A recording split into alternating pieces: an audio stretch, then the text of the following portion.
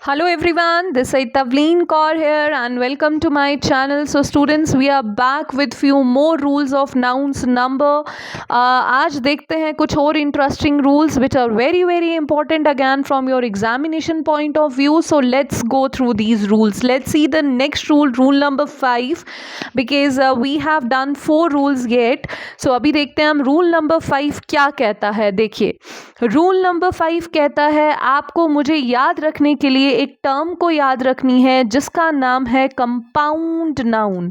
अब compound noun क्या होता है? हमने आज से पहले सुना है ये वर्ड कंपाउंड नाउन क्या होता है मैम? हमने तो 5 टाइप्स ऑफ नाउन पढ़े थे, common, proper, material, collective as well as abstract. चलिए let's see the compound noun. देखिए, एक एग्जाम्पल आपके सामने है ब्रदर इन लॉ. क्या एग्जाम्पल है? Brother in law. हम बोलते हैं ऐसे brother in law, sister in law, है ना. अब देखिए, आप देखें ब्रदर और इनके बीच में एक साइन है. इस साइन को हम क्या बोलते हैं? हाइफन. और यहाँ पर फिर दोबारा से साइन है, इसको हम क्या बोलते हैं? हाइफन. अब ब्रदर हमारा क्या है? नाउन है, मीन्स नाम है किसी का. लॉ भी हमारा क्या है? नाउन है. तो कंपाउंड नाउन कौन से होते हैं? जहाँ पर नाउन के बीच में हाइफन और फिर उसके बाद में क्या हो? नाउन हो, और वो मिलकर एक वर्ड बनाता हो, एक ही नाउन बनाता हो, जिसका नाम क्या हो? Brother in law. उसको हम क्या बोलते हैं? Compound noun. ठीक है, तो कंपाउंड नाउन मीन्स नाउन, दो नाउन्स के बीच में जब दोनों में हाइफन हो और वो नाउन एक कंप्लीट वर्ड बनाए, एक ही नाउन बनाए, उस वो होता है हमारा कंपाउंड नाउन. अब इसका रूल क्या है? आप देखेंगे एग्जाम में हमें ना बहुत बार एक सेंटेंस ऐसे देखने को मिलता है, brother in laws, sister in laws. जब प्लूरल फॉर्म बनाई होती है तो हमें ये नहीं समझ आता यार ब्रदर के साथ एस लगाऊं कि लॉज के साथ एस लगाऊं. वहाँ पर हम कंफ्यूज हो जाते हैं और चांसेस होते हैं इसको एग्जाम में देखने के. अब देखिए, मेरे पास एक नाउन है ब्रदर और दूसरा नाउन है लॉ. इनमें से रूट नाउन क्या है? रूट वर्ड क्या है? मेन इंपॉर्टेंट वर्ड क्या है? बात किसकी कर रहे हैं? भाई की, है ना. ब्रदर आगे इन लॉ है, लेकिन बात किसकी हो रही है? भाई की. रिलेशन कौन डिनोट कर रहा है? भाई का. जो मेन वर्ड होता है उसको हम क्या बोलते हैं? Root word. तो गाइस, जब भी प्लूरल फॉर्म बनती है तो प्लूरल फॉर्म कहता है आपने जब भी प्लूरल करना है तो किसको करना है? रूट वर्ड को करना है. आपने लॉज को नहीं करना है. तो करेक्ट आंसर क्या होगा? ब्रदर्स इन लॉ, ना कि जो यहाँ पर दिया है brother in law. Second one wrong है और फर्स्ट वन हमारा क्या है? करेक्ट है. क्लियर है? रूल नंबर 5 क्या है? रूल नंबर 5, जब भी हमने कंपाउंड नाउन को प्लूरल फॉर्म करना है तो हमने प्लूरल फॉर्म किस में ऐड करनी है? रूट वर्ड में, सेकेंड वाले नाउन में नहीं. ठीक है, तो करेक्ट हमारा कौन सा है? Brothers in law, this one. चलिए नेक्स्ट रूल देखते हैं. नेक्स्ट रूल क्या है? आपके पास 2 ऑप्शंस हैं. एक ऑप्शन क्या है? Tables leg. सेकंड ऑप्शन क्या है? राम्स पेन. अब आप मुझे बताइए इन दोनों में से करेक्ट कौन सा है? टेबल्स लेग सही है कि राम्स पेन सही है? मैम टेबल्स लेग को तो आपने क्रॉस कर दिया है. राम्स पेन क्या सही है? देखो, ये जो साइन है टेबल के बाद ऐसे, इस साइन को हम क्या बोलते हैं? एपोस्ट्रोफी. कौन सा साइन बोलते हैं? एपोस्ट्रोफी. एपोस्ट्रोफी कहता है, मैं पोजेशन को बताता हूँ. अब पोजेशन क्या होती है? पोजेशन होती है बिलोंगिंगनेस, जहाँ पे एक चीज़ दूसरे को बिलोंग करती है. फॉर एग्जाम्पल, मैं बोलूँ दिस इज़ माई क्लास, ये मेरी क्लास है, तो भाई वो किसकी बिलोंगिंगनेस है? मेरी. वो किसकी पोजेशन है? मेरी. एक और एग्जाम्पल लेते हैं. अगर क्लास में कोई बुक पड़ी है तो मैं क्या बोलूँगी? This is Ram's book. भाई ये किसकी बुक है? ये राम की बुक है ना. ये किसका पेन है? ये श्याम का पेन है. तो हम जब पोजीशन बताते हैं, किसी की बिलोंगिंगनेस की बात करते हैं, तो हम उसके साथ क्या लगा देते हैं? एपोस्ट्रोफी. जैसे कि यहाँ पर लगा है राम्स पेन, मीन्स इसने बता दिया कि किसका पेन है? राम्स पेन. तो इसमें एरर क्या है? ये तो सही है, हम तो ऐसे ही बोलते हैं. देखिए, एपोस्ट्रोफी कहती है मैं यूज होती हूँ सिर्फ लिविंग थिंग्स के साथ, नॉन लिविंग्स के साथ नहीं. अब यहाँ पर हमने क्या बोला है? Tables leg. देखो किसकी टांग है? टेबल की. तो टेबल लिविंग है कि नॉन लिविंग? टेबल तो नॉन लिविंग है. तो नॉन लिविंग की कभी भी बिलोंगिंगनेस नहीं होती. एनिमल की भी नहीं होती. हम ऐसे नहीं बोल सकते एलिफेंट्स कार, है ना, वो तो ड्राइव नहीं करता। तो जो हमारा पोजेशन है वो ऑलवेज किसका होता है, ह्यूमंस का या लिविंग्स का, ठीक है। अब नॉन लिविंग की पोजेशन कभी भी नहीं होगी, तो हम इसको करेक्ट करके क्या लिखेंगे, the leg of the table. तो क्या लिखा है मैंने यहाँ पर, non living things don't have possession. Non living के पास पोजेशन का हक नहीं होता, वो सिर्फ किसके पास होता है, ह्यूमंस के पास। आई होप ये भी क्लियर हो चुका है आपको। चलिए let's move to the next rule. Rule number 7 क्या कहता है भाई, रूल नंबर 7 देखते हैं। रूल नंबर 7 कह रहा है, कभी भी अगर आपके पास ऐसे आ जाता है क्या, words for words, steps by steps. आप देखो ये फॉर, बाय, एट, सिंस, इन सब को हम बोलते हैं प्रेपोजिशंस। क्या बोलते हैं, प्रेपोजिशंस। प्रेपोजिशंस क्या होती हैं ये हम आगे डिटेल में पढ़ेंगे। अभी के लिए बता दूं, प्रेपोजिशंस हमें एग्जैक्ट टाइम, प्लेस या पोजीशन के बारे में बताती हैं। अब देखिए प्रेपोजिशन से पहले भी नाउन क्या है, सेम। प्रेपोजिशन के बाद भी क्या है, नाउन सेम। यहाँ पर भी स्टेप्स, यहाँ पर भी स्टेप्स, ऐसा ही है। रूल क्या कह रहा है, नाउन के बीच में प्रेपोजिशन हो और बाद में सेम नाउन हो तो वो ऑलवेज सिंगुलर रहते हैं, वो कभी भी प्लूरल नहीं होते। इट मीन्स करेक्ट क्या होगा, word for word. Means correct क्या होगा, word for word, step by step. Steps by steps नहीं, वर्ड्स फॉर वर्ड्स नहीं। क्या है, जब भी नाउन और सेम नाउन के बीच में क्या हो, प्रेपोजिशन, लाइक ऐसे, तो हमारा जो आगे ये जो नाउन होते हैं इनकी फॉर्म ऑलवेज क्या रहती है, सिंगुलर। ठीक है, चलिए let's move to the next one. Very very interesting. ये मैंने ब्लैंक्स आपके लिए रखे हैं, ये आपने फिल करने हैं। ठीक है, पहले इनको समझिएगा। देखिए क्या कहता है, ये रूल कहता है, few nouns agree with both singular and plural helping verb. कुछ जो नाउन्स हैं उनके साथ दोनों हेल्पिंग वर्ब आते हैं, सिंगुलर भी और प्लूरल भी। हेल्पिंग वर्ब मैंने आपको लास्ट लेक्चर में डिटेल में अच्छे से समझाए हैं, is, am, are, was, were, has, have, will, shall, है ना, ये सब हमारे हेल्पिंग वर्ब है। सिंगुलर भी आपको पता है, प्लूरल भी हेल्पिंग वर्ब आपको पता है। लेकिन ये जो वर्ड्स हैं हमारे पास, ये वर्ड्स कौन कौन से हैं भाई, deer, sheep, headquarters, electorate, electorate, hair, ये वर्ड्स कहते हैं हम प्लूरल फॉर्म में एग्जिस्ट, हमारी जो फॉर्म यहाँ पर गिवन है हम उसी में एग्जिस्ट करते हैं। हेयर को आप यहाँ से रिमूव कर दिए, हेयर का एक एक्सेप्शनल है, हेयर्स भी आता है, ठीक है, इसको आप यहाँ से रिमूव कर देते हैं। बाकी क्या है, डियर का डियर ही रहता है, शीप का शीप ही रहता है, ठीक है, इनका कभी भी एस और ई एस ऐड नहीं होता। इलेक्ट्रेट इलेक्ट्रेट ही रहता है, हेडक्वार्टर्स हेडक्वार्टर्स ही रहता है, हेडक्वार्टर नहीं होता। अब देखो रूल क्या है, देखिए, a deer dash grazing in the field. क्या है, a deer dash grazing in the field. अब आप मुझे बताएं, इज लिखेंगे कि यार। अब नेक्स्ट में क्या है, many dears dash grazing in the field. अब यहाँ पर इज आएगा कि यार, पहले तो ये बता दूं, मैनी डियर्स कभी भी नहीं होगा। मैनी हो, सम हो, फ्यू हो, कुछ भी हो, हमेशा क्या रहता है, डियर, कभी भी डियर्स नहीं होता। A sheep is in the farm dash missing many sheeps। sheeps नहीं होगा, मैंने अभी क्या बोला, इनकी फॉर्म हमेशा क्या रहती है, यही। The headquarters of the company। अब पहले हम फर्स्ट देखते हैं फिर वो बताती हूँ। देखो यहाँ पर डियर से पहले क्या लगा है, अ, शीप से पहले क्या लगा है, अ, हेडक्वार्टर से पहले क्या लगा है, द। ये सब डिनोट करते हैं कि आप किसकी बात कर रहे हैं, सिंगुलर की या किसी पर्टिकुलर की। ये याद रखिए, अ और एन क्या डिनोट करता है कि आप एक सिंगुलर की ही बात कर रहे हैं, ठीक है। अगर अ और एन नहीं है, द है, तो द डिनोट करता है आप किसी पर्टिकुलर की बात कर रहे हैं, मीन्स वो भी एक ही है। तो अगर आर्टिकल इन वर्ड से पहले आ गया तो ये सिंगुलर को ही डिनोट करेगा। क्या है, a deer dash grazing in the field.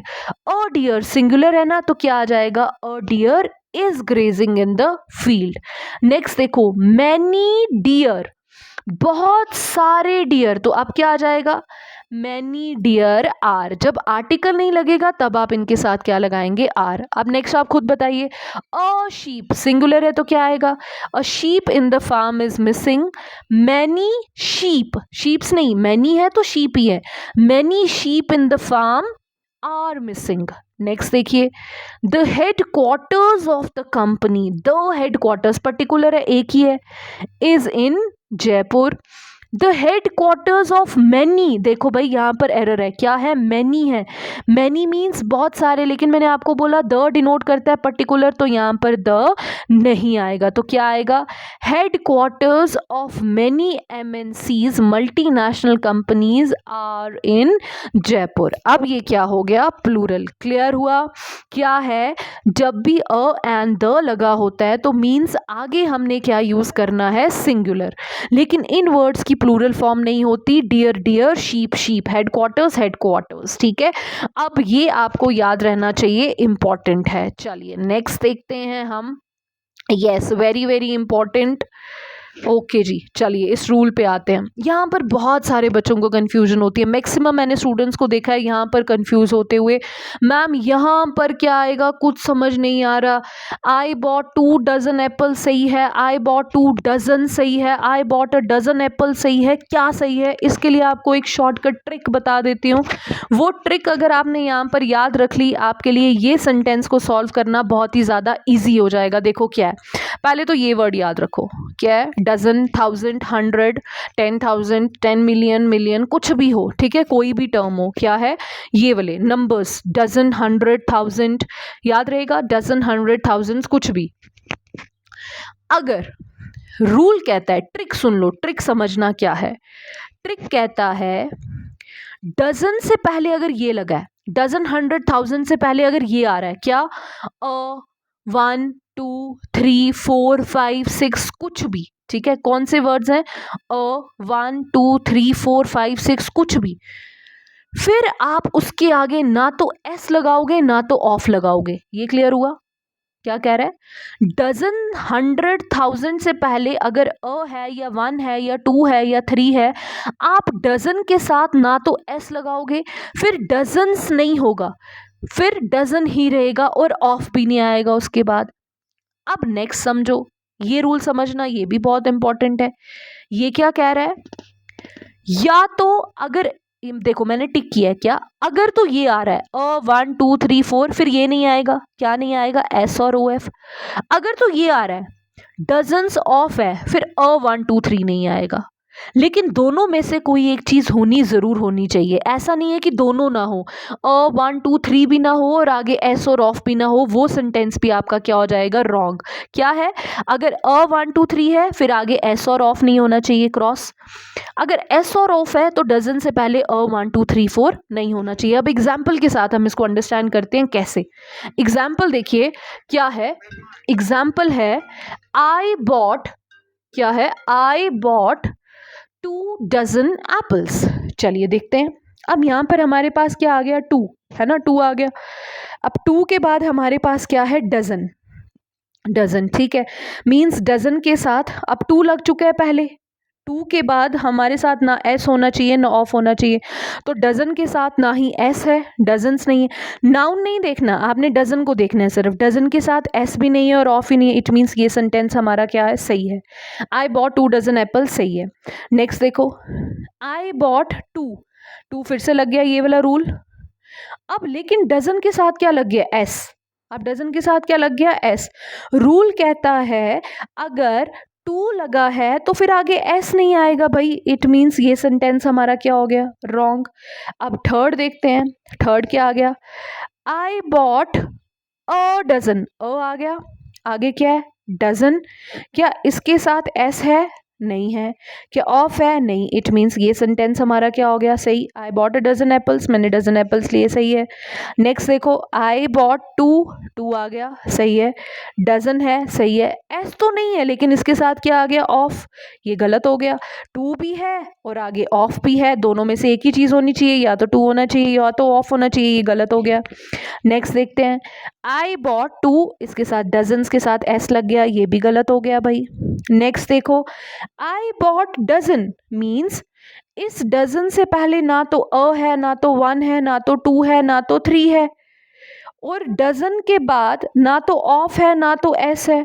मैंने क्या बोला था, या तो ये होना चाहिए या तो या होना चाहिए, इसमें से दोनों में से कुछ भी नहीं है, तो ये सेंटेंस फॉर्मेशन ही गलत है। क्लियर हुआ, दोनों में से एक चीज होनी चाहिए। अब नेक्स्ट देखते हैं, आई बॉट डजन, डजन तो है लेकिन इससे पहले अ 1 2 नहीं है, इसका मतलब इसको एस या ऑफ चाहिए। तो अब इसके साथ क्या है, एस तो नहीं है लेकिन सिर्फ क्या है ऑफ, ये भी गलत, दोनों होने चाहिए, एस भी होना चाहिए और ऑफ भी होना चाहिए। इसके साथ डजन्स नहीं है पर ऑफ है। लास्ट देखते हैं, आई बॉट, अब अ 1 2 3 नहीं है, डजन्स एस भी है और लास्ट में ऑफ भी है, तो मतलब 8th वन हमारा क्या हो गया, करेक्ट। क्लियर हो गया ये रूल, बहुत ही इंटरेस्टिंग था। आई होप आपकी जो कंफ्यूजन थी वो क्लियर हो गई। क्या कि अगर डजन 100,000 है उससे पहले या तो ये होना चाहिए या तो ये होना चाहिए, अगर ये नहीं है तो ये हो, ये नहीं है तो ये हो। क्लियर, चलिए अगर दोनों नहीं है तो सेंटेंस फॉर्मेशन ही रॉन्ग है। लास्ट रूल देखिए, वेरी इंटरेस्टिंग। यस, यहाँ पे भी बहुत सारे बच्चे कंफ्यूज होते हैं। एक्सक्यूज मी मैम, 100 रुपीज, रुपी कौन सा सही है कौन सा गलत है ये बता दो, ये समझा दो, ये समझ ही नहीं आता। देखो क्या है, आई बॉट, एक चीज तो पहले आपको मैं बता दूं, अ सिंगुलर है, ठीक है। अ जब भी आता है तो इसके आगे नाउन हमारा सिंगुलर रहता है, ये याद रख लो। अ जब भी आता है नाउन हमारा क्या रहता है, सिंगुलर, ठीक है। अब यहाँ पर देखते हैं, आई बॉट 100 रुपी नोट, मैंने 100 रुपी का एक नोट लिया, मीन सही है, नाउन हमारा क्या है, सिंगुलर, तो सही है। आई बॉट 100 रुपीज है, नाउन प्लूरल है, ऐसा आएगा ही नहीं, गलत है। आई बॉट 100 रुपीज, अब आप मुझे बताओ, 100 अ है ना, अ के साथ ऐसा आएगा, गलत है, अ के साथ ऐसा आता ही नहीं, ये मैंने आपको बताया। आई बॉट 100 रुपीज, अब ये सही है, आई बॉट 100 रुपीज, मैंने 100 रुपीज लिए, क्योंकि अ नहीं है ना। अब अ नहीं है तो रुपीज आ सकता है, तो सही है। आई बॉट हंड्रेड्स, ये तो कभी होता ही नहीं है, हंड्रेड्स, रुपीज भी है, सेंटेंस की फॉर्मेशन ही गलत है। नेक्स्ट देखो, आई bought a bundle of 100 rupees, मैंने क्या लिए, बंडल किसका, 100 रुपीज का, बंडल है मीन्स ये क्या है, इसका कलेक्टिव है, तो रुपीज आएगा, सही है। अ है लेकिन आगे देखो अ के बाद क्या है, बंडल, तो ये सही है, ठीक है। Next, he went to a 5 stars hotel, he went to a 5 stars hotel, अब ये देखो क्या है, ये याद रखना है, ये मैं आपको बता देती हूँ इसको आपने कैसे याद रखना है। होटल हमारा क्या है, नाउन, ठीक है। होटल से पहले भी हमारा क्या यूज हुआ है, 5 स्टार्स, ये भी हमारा क्या है, नाउन है ना। लेकिन ये नाउन किसका काम कर रहा है, ये नाउन इसकी क्वालिटी बता रहा है, एडजेक्टिव का काम कर रहा है। क्या, होटल तो है लेकिन होटल कौन सा, 5 स्टार्स, मीन्स ये उसकी क्या होगी, क्वालिटी होगी, है ना। अब देखो, जब भी दो नाउन आते हैं ना, जब भी दो नाउन आते हैं और पहला वाला नाउन उसकी क्वालिटी बताता है, तो आपने याद रखना है ये नाउन हमेशा किस में रहता है, सिंगुलर में, किस में रहेगा, सिंगुलर में, ये कभी भी प्लूरल में नहीं होगा। एक नाउन क्या है, होटल, क्वालिटी कौन बता रहा है, 5 स्टार्स, नहीं तो फिर क्या हो जाएगा, 5 स्टार, सिंगुलर, क्योंकि मैंने अभी क्या बोला, अगर पहला वाला नाउन उसकी क्वालिटी बता रहा है तो वो हमेशा क्या हो जाएगा, सिंगुलर, तो करेक्ट क्या है इसका, 5 स्टार, ठीक है। चलो लास्ट वन देखते हैं, he went to buy some teeth brushes, अब देखो ब्रशेस हमारा क्या है, नाउन, ब्रशेस क्या है, नाउन, सम कुछ क्वालिटी है, तो टीथ नहीं, टीथ हमारी क्या होगी, प्लूरल फॉर्म, तो सिंगुलर क्या हो गया, tooth. He went to buy some tooth brushes. Clear है, ये थे हमारे कुछ बेसिक रूल्स नाउन के जो बहुत ही इंपॉर्टेंट है और जिसमें मोस्टली बच्चों को कन्फ्यूजन रहती है। सो मेरा मोटिव यही था कि आपकी इन सेंटेंसेज से जो कन्फ्यूजन है वो क्लियर हो। सो अब आप वेट कीजिए, अभी नेक्स्ट लेक्चर जो होगा वो इन रूल्स पे आपके ऑब्जेक्टिव्स होंगे and you have to solve the objectives, और उसके बाद आपने रिव्यूज़ में ज़रूर बताना है कि आपको ये सेशंस कैसे लग रहे हैं, सो डैट मुझे भी थोड़ी सी मोटिवेशन मिले में और मैं कुछ अच्छे से नए वे से और रूल्स के साथ आपको प्रेजेंट कर सकूं ग्रामर, ठीक है। चलिए, थैंक यू एवरीवन।